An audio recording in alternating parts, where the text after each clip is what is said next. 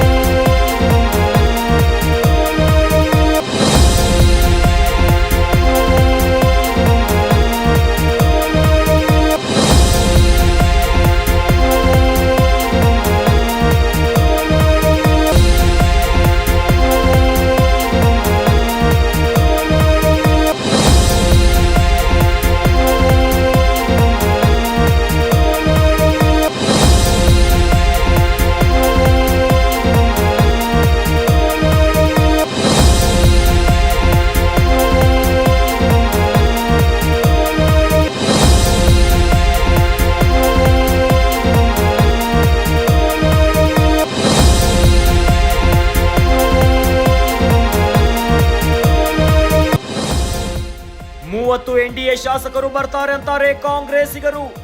ಆಯಾರಾಮ್ ಗಯಾರಾಮ್ಗಳಿಗೆ ಭರ್ಜರಿಗಾಳ. ಸರ್ಕಾರ ಉಳಿಸಿಕೊಳ್ಳಲು ಕಾಂಗ್ರೆಸ್ ಕಸರತ್ತು. ಅಧಿಕಾರಕ್ಕೇರಲು ಬಿಜೆಪಿಯಿಂದ ಶತ ಪ್ರಯತ್ನ. ಯಾರ ಗಾಳಕ್ಕೆ ಬೀಳ್ತಾರೆ ಕರ್ನಾಟಕ ಶಾಸಕರು? ಜೂನ್ 4ರ ಬಳಿಕ ರಂಗೇರಲಿದೆ ರಾಜ್ಯ ರಾಜಕಾರಣ. ಕೈ ಹಿಡಿಯಲು ತುದಿಗಾಲಲ್ಲಿ ಜೆಡಿಎಸ್ ಶಾಸಕರು.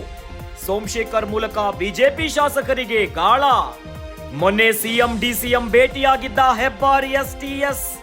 ಜಂಪಿಂಗ್ ಸ್ಟಾರ್ ಗಳ ಲಿಸ್ಟ್ ನೀಡಿದ್ರಂತೆ ಇಬ್ಬರು. ಯಾವ್ಯಾವ ಶಾಸಕರ ಬೇಡಿಕೆ ಬಗ್ಗೆಯೂ ಮಾಹಿತಿ.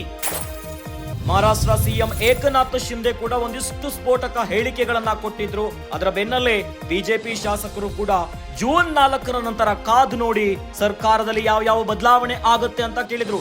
ಆದ್ರೆ ಇತ್ತೀಚೆಗಷ್ಟೇ ಕಾಂಗ್ರೆಸ್ ಅಲ್ಲೂ ಕೂಡ ಅನೇಕ ಬೆಳವಣಿಗೆಗಳು ಆಗ್ತಾ ಇದೆ. ಈ ನಡುವೆ ಸೋಮಶೇಖರ್ ಮೂಲಕ ಬಿಜೆಪಿ ಶಾಸಕರಿಗೆ ಗಾಳ ಹಾಕ್ತಾ ಇದೆ ಕಾಂಗ್ರೆಸ್ ಅನ್ನುವಂತ ಮಾಹಿತಿ ಕೂಡ ಲಭ್ಯವಾಗ್ತಾ ಇದೆ. ಮೊನ್ನೆಯಷ್ಟೇ ಸಿಎಂ ಡಿಸಿಎಂ ಅನ್ನ ಭೇಟಿಯಾಗಿದ್ರು ಶಿವರಾಮ್ ಹೆಬ್ಬಾರ್ ಹಾಗೂ ಸೋಮಶೇಖರ್. ಇವರು ಜಂಪಿಂಗ್ ಸ್ಟಾರ್ ಗಳ ಲಿಸ್ಟ್ ಅನ್ನ ನೀಡಿದ್ರಂತೆ ಅನ್ನುವಂತ ಮಾಹಿತಿ ಕೂಡ ಲಭ್ಯವಾಗ್ತಾ ಇದೆ.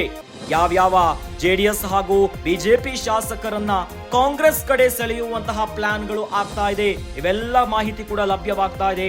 ಜೂನ್ 4ರ ನಂತರ ರಾಜ್ಯ ರಾಜಕಾರಣದಲ್ಲಿ ಯಾವ ರೀತಿ ಬದಲಾವಣೆಗಳು ಆಗುತ್ತೆ, ಕಾಂಗ್ರೆಸ್ ಸರ್ಕಾರ ಬಿದ್ದು ಹೋಗುತ್ತಾ ಅಥವಾ ಬಿಜೆಪಿಯ ಮಾಸ್ಟರ್ ಪ್ಲಾನ್ ವರ್ಕೌಟ್ ಆಗುತ್ತಾ, ಇವೆಲ್ಲವನ್ನ ಕಾದು ನೋಡಬೇಕು ಜೂನ್ 4ರ ಫಲಿತಾಂಶದ ನಂತರ.